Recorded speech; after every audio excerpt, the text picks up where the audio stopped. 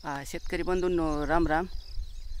शेतकरी बंधूंनो, गावामध्ये आपले मित्र कंपनी सकाळ संध्याकाळ भेट झाल्याच्या नंतर आपल्याला विचारतात की बाबा भाऊ आपण लेवल केलेली, आता लेवल केल्याच्या नंतर आपली जमीन म्हणजे पूर्वी जशी जमीन होती का तशी जमीन कवा होईल. आता ते विचारतात कशासाठी शेतकरी मित्रांनो आपल्यासाठी की आपण लेवल केलेली.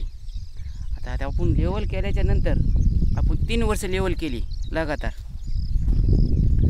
2020, 2021 आणि 2022. तर आज ज्या आपण क्षेत्रामध्ये बसलेलो का ह्या क्षेत्राला 5वं वर्ष सुरू आहे. म्हणजे 4 वर्ष कंप्लीट होऊन गेले आणि 5वं वर्ष लागलेले. तर ते म्हणल्याच्या नंतर मी त्यांना सांगितलं समजा की एक समजा 3-4 वर्ष लागू शकतात. पण ते म्हणले म्हणून पुन्हा मी जरासा आपल्या शेतामध्ये येऊन त्याचा थोडा अभ्यास केला आणि बारीक त्याचं निरीक्षण केलं की हे म्हणते ते बरोबर आहे, पण असं किती वर्ष लागत असतील. आणि तुम्ही काय केलं समजा लेवल केल्याच्या नंतर तुमची जमीन ताकदवान बलवान समजा पूर्वीसारखी व्हायसाठी काय केलं. आता तेच शेतकरी बंधूंना मी तुम्हाला अगदी थोडक्या मोजक्या भाषेत सांगण्याचा प्रयत्न करणार आहे. व्हिडिओ शेवटपर्यंत बघा. आता ह्या ज्या पट्टीत बसलेलो आहे ना, ही पट्टी तुम्ही पूर्ण बघू शकता. तर ह्या पट्टीमध्ये आपण सोयाबीनचं पीक घेतलेलं आहे. 2020 साली ह्या शेतामध्ये आपण लेवल केल्याच्या नंतर ह्याच्यामध्ये सोयाबीन घेतली. सोयाबीन घेतल्याच्या नंतर अगदी तण तुम्ही आता बघू शकतात ना, असं तणमुक्त आपलं शेत होतं.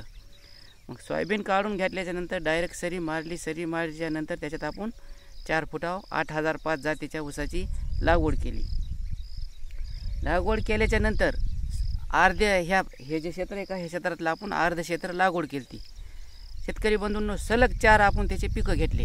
म्हणजे पहिला, दुसरा, तिसरा, चौथा त्याच्यातला ऊस मोडच नाही. ऊसाबरोबर ऊसाची पाचट बी फुकली नाही. किती वर्ष? 4 वर्ष. पूर्णपणे 4 वर्ष ह्या जमिनीमध्ये ऊसाचं पाचट गाडलं. राहिलं प्रश्न वरचा, तर वरी आपण 3 खोडवे घेतले. 3 खोडव्याच्या नंतर असं मिळून ह्याला बरोबर तुम्हाला सांगतो 4 वर्ष पूर्ण झाली. 4 वर्ष पूर्ण झाल्याच्या नंतर परत आपण ती पाचट जमिनीत गाडून त्याची मोगडा पाळी करून आता आपण सोयाबीनचं पीक घेतलं आहे. आता बघू शकतात एकदम असं सुंदर असं मोत्यासारखं सोयाबीनचं पीक आलेलं आहे. आणि ते आता दोन्हीतला फरक समजा आता जमीन आपली पूर्ववत झाली का आणि नाही झाली का, आता ते मी तुम्हाला थोडक्यात दाखवणार आहे. आता हे जे सोयाबीन आहे का, मग ऊसाचे पिकं झाले 4. ऊसाचे पिकं 4 घ्यायचे म्हणले की 12 महिन्याचं जरी पीक धरलं तर ऊसाचं पीक 12 महिन्याच्या पुढंच जातं शक्यतो. 12 महिन्याचं जरी धरलं तर त्याला बरोबर 4 वर्ष गेले आणि 5वं वर्ष. तर 5व्या वर्षामध्ये पूर्ण जमीन आपली पूर्वी जशी जमीन होती का बलवान तशी जमीन तयार झालेली. आता त्या दोन्हीतला फरक समजा तयार झाली कशाहून आणि नाही कशाहून ते फरक आपल्यापाशीच आहे. मी तुम्हाला थोडक्यात पुढच्या कॅमेऱ्याने दाखवण्याचा प्रयत्न करतो. आता तुम्ही बघू शकता तर त्या बांधापासून ह्या बांधापासून आणि पुढे ते झाड आहेत का तिथवर ही पट्टी, ह्या पट्टीमध्ये आपण सोयाबीनचं पीक घेतलेलं आहे. सर्वात मोठी महत्त्वाची गोष्ट तुम्हाला सांगायची म्हणजे पाऊस बिलकुलच नाही बरं का. काल एक सटकारा आलता, पाऊस बी सटकारा असा येत आहे की आपलं अंग बी भिजून येईल. आता हे जे सोयाबीन आहे का, ह्या सोयाबीनवर एक फवारा कसा मारतो आपण, पाण्याचा म्हणा औषधाचा म्हणा, एक तसा फवारा पडते आणि तेवढंच पाणी ह्याला, बाकी काय नाही.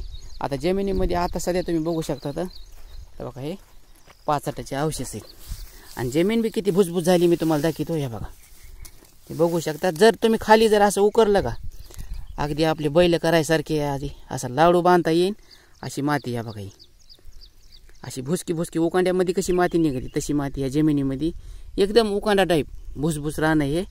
आता हे पीक आहे, आता सोयाबीनचं पीक ह्याला झाले 2020 साली. आता 2021 साली हे वळण आहे का, हे वळणाच्या पलकून आपण लेवल केली. 2020, 2021 आणि 2022 साली केलेली हे ऊसाचं शेत आहे. आता हे सोयाबीन आहे का, ह्या सोयाबीनला 14, 15, 16, 17 अजून 3 दिवसांनी 1 महिना होते. म्हणजे 1 महिन्याचं सोयाबीन हे नाही, हे सोयाबीन आहे 18 दिवसाचं. 18, 19, 20 आणि 21 3 दिवस बाकी. तर आता हे सोयाबीन पेरताना आधी सुरुवात आपण तिकून केली. तिकून केल्याच्या नंतर एक दिवस ती पेरणी गेली, एक दिवस ती गेल्याच्या नंतर दुसऱ्या दिवशी इथं आलो, म्हणजे दुपारून ती पट्टी पेरली, आदल्या दिवशी दुसऱ्या दिवशी ही पट्टी पेरली, तर त्या सोयाबीनमध्ये ह्या सोयाबीनमध्ये फरक किती दिवसाचा? 1 दिवसाचा. मग शेतकरी बंधूंनो, मला तुम्ही सांगा, सोयाबीन चांगलं कोणचं दिसायला पाहिजे? उजवं ते खालचं दिसायला पाहिजे, आणि हे त्याच्यापेक्षा थोडं दबक दिसायला पाहिजे. पण इथं झालं आहे काय? इथं उलटं झालं आहे. खालचं जे सोयाबीन आहे का अगोदर पेरलेलं, ते ह्याच्यासारखं दिसत नाही. हे सोयाबीन वेगळंच दिसतंय आणि ते वेगळंच दिसतंय. मग ह्याचा अर्थ ते मित्र कंपनीचे विचारित होते का? त्याच्यावर थोडं विचारमंथन केलं. विचारमंथन केल्याच्या माझ्या लक्षात आलं की हे जे अगोदर लेवल केलेली का, ही पूर्णपणे जमीन पूर्ववत झालेली, म्हणजे पूर्वीसारखी झालेली. आणि ती जमीन एक उशिरा लेट आहे ना, ती जमीन पूर्ववत व्हायला हे पाहिजे, म्हणजे अजून 12 महिने पाहिजे. 1 वर्ष गेल्याच्यानंतर ती बी व्यवस्थित होणार, म्हणजे तिला बी 4 वर्ष होणार, हिला बी 4 वर्ष होणार. आता राहिला प्रश्न मेहनतीचा. दोन्हीचा बी मालक एकच आहे, दोन्हीला बी मेहनत सारखीच आहे, पेरणी सारखीच आहे, दोन्हीचा खत बी सारखाच आहे, पाचट बी दोन्हीचं सारखंच आहे. म्हणजे शेतकरी बंधूंनो काहीच फरक नाही. आता हे सोयाबीन बघा तुम्ही, हे सोयाबीन त्या सोयाबीनसारखं नाही, कारण ह्याला त्याच्या इतके दिवस भरपूर झालेले नाहीत. बघू शकता, ते सोयाबीन वेगळंच आहे, हे सोयाबीन वेगळंच आहे. मग विचारमंथन केल्याच्यानंतर ही गोष्ट माझ्या लक्षात आली. माझ्या लक्षात आल्याच्यानंतर तर ही माहिती त्या दादाला सांगितली, विचारणाऱ्या त्या भाऊला सांगितली. पण म्हणलं ही माहिती तुमच्यापाशी बी पोहोचली पाहिजे. ह्या बघा पाचटाची शेम, हे बघा ही चोंदण आहे, ह्याच्यामध्ये काहीच अडचण नाही आहे का बदल? एक जास्त तर काही नाही बघा, 30-35% कंप्लीट बदल आहे. बघू शकता तुम्ही. सोयाबीन हे बी चांगलं येणार आहे. एकदा का पाऊस पडला का भराभरा चालणार आहे आणि पूर्णपणे रान झाकून घेणार आहे बरं का. तर शेतकरी बंधूंना हे जे तुम्हाला मी सांगितलं, हे आपल्याला आलेला अनुभव आहे, हे मी तुम्हाला थोडक्यात सांगण्याचा प्रयत्न केलेला आहे.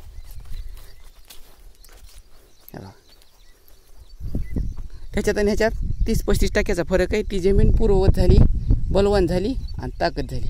तर शेतकरी बंधूंनो, तुम्हाला काय वाटतंय नक्की खाली कमेंटमध्ये लिहायला विसरू नका. लवकरच आपण काही ना काही माहिती घेऊन भेटत राहू. तोपर्यंत धन्यवाद. राम राम.